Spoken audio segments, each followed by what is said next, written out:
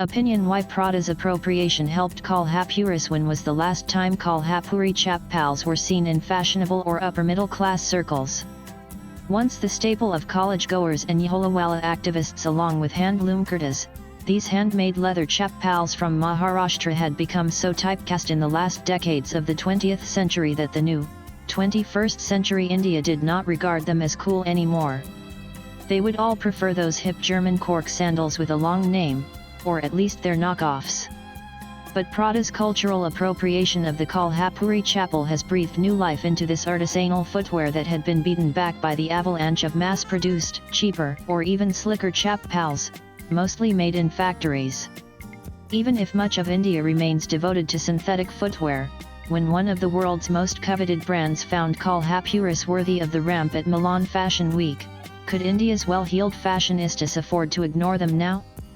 The decline in popularity of Kolhapuris may be a consequence of the explosion of choice in the market for footwear after liberalization, especially in terms of design and affordability.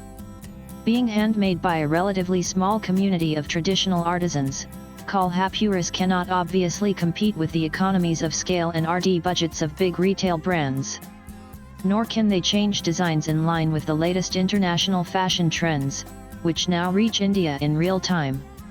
So, today's globalized Indians cannot escape responsibility for the Kolhapuris' gradual decline as a footwear option, particularly among the segments that can pay more but demand trendiness.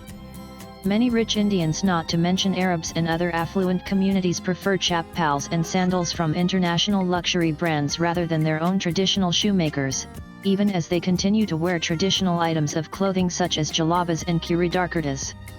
There is very little information available even now on Pradas' version of Kolhapuris, including where they were made in India or Italy or even China, maybe? Are they handmade or machine-made? Were any major design or process changes introduced besides stamping Prada on the T-strap that led it to not even acknowledge these were inspired by India's Kolhapuris? The slip-on seen on the ramp looked no different from what Indians know as Kolhapuris. But given that a segment of Indians is crazy about foreign-branded goods, if Prada manages to strike a compromise with the Maharashtra Chamber of Commerce and others who have protested against its chappal quarry, some enterprising Indians will start stamping Prada on regular Kolhapuris and selling them at a premium. Sadly, the traditional communities who make the chappals would not benefit from this rebranding without better legal provisions. Kolhapuris are not the only classic Indian footwear to feature in international collections.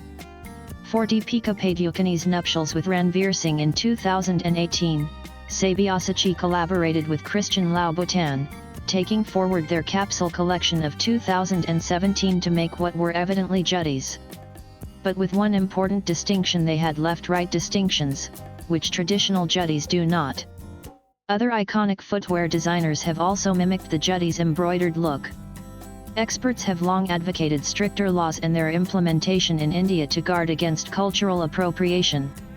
Two incidents from 2021 are indicative. First, Sabyasachi's collection for the Swedish high street brand Hem, featuring digitally printed versions of sanguinary block print motifs without acknowledging the Indian tradition. Second, Gucci's linen kaftan, which was an Indian kurta.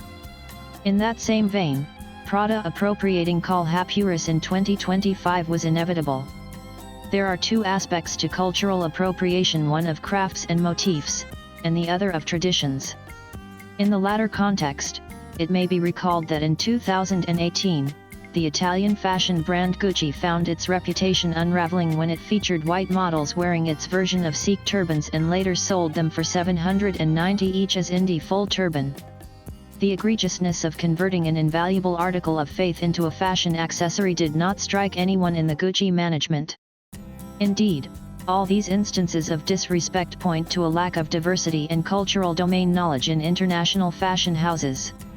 This is surprising because the world has moved on from the days when the West could poach designs from colonized cultures without fear of any effective opposition. The common arena of social media has removed that imbalance. So, whether they tap India or Algeria for inspiration, the lack of acknowledgement now evokes strong protests.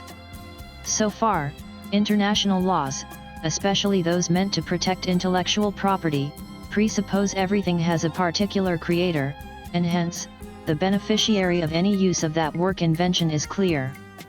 But most distinctive attributes of cultures, especially ancient ones like India, have evolved over millennia and are still evolving. Thus, no single person or entity can be compensated for their use. That blurry provenance has aided appropriations. Such laws must be modified.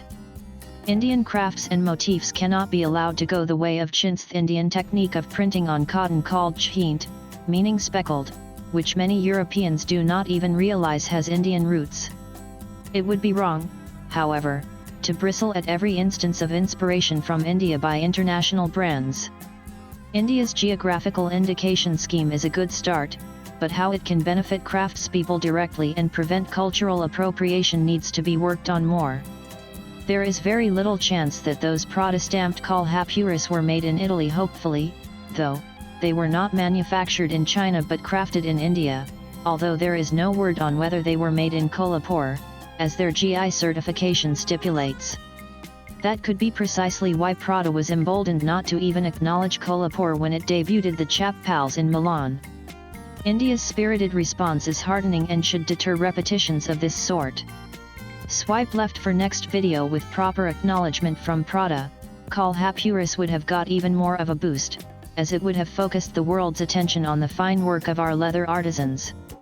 That could have a ripple effect on other leather crafts and give them more business and more respect. And that could inspire others to learn and continue those skills. But most of all, we Indians need to appreciate our own traditional crafts, rather than wait for validation or appropriation by foreigners. The author is a freelance writer. Views expressed in the above piece are personal and solely those of the author. They do not necessarily reflect NEWS18's views. Latest blogs.